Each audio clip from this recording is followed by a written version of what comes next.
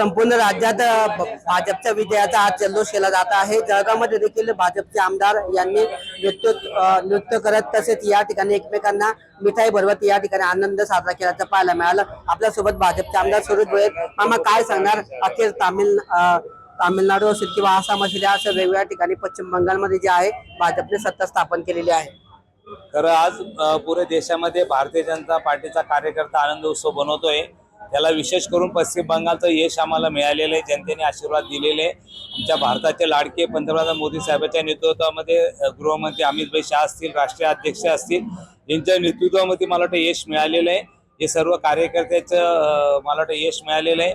जे डॉक्टर श्यामा मुखर्जी असतील, अटलजी असतील, यांनी जे स्वप्न पाहिलं ते स्वप्न पूर्ण झालेलं आहे। हाच कार्यकर्त्यामध्ये आनंद आहे। मामा, बऱ्याच दिवसांपासून संपूर्ण देशभरातल्या भाजप कार्यकर्त्यांची पश्चिम बंगालमध्ये भाजपची सत्ता असावी असं स्वप्नाने इच्छा होती आणि आज ते पूर्ण झालंय।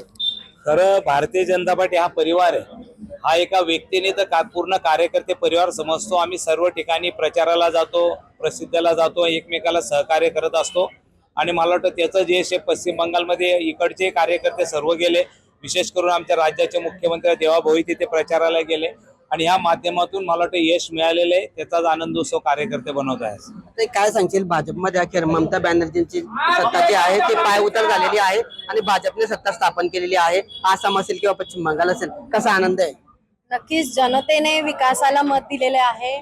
सन्माननीय पंतप्रधान नरेंद्रभाई मोदीजी यांच्या विकासाच्या दृष्टिकोनाला पश्चिम बंगालच्या असेल, आसामच्या असेल, आसाम तिसऱ्यांदा आम्ही भारतीय जनता पार्टीने यावेळी आसाम जिंकलेला आहे।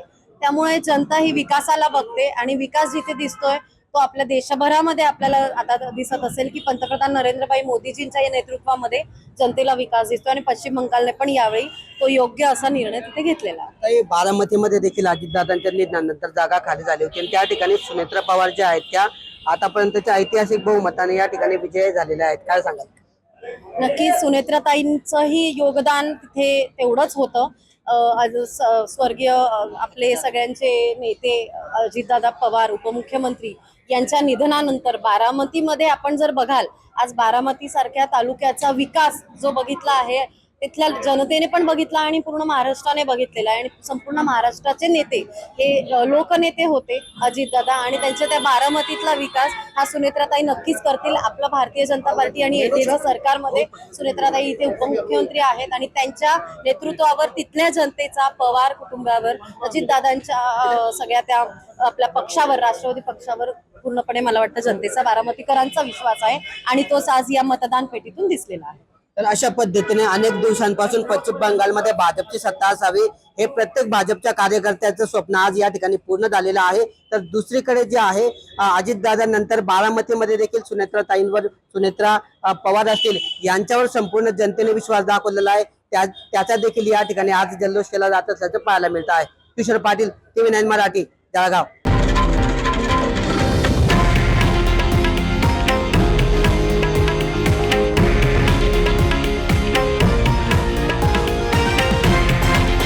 हे आहे देशातील नंबर 1 न्यूज नेटवर्क आणि आपण पाहत आहात TV9 मराठी, एकमेव।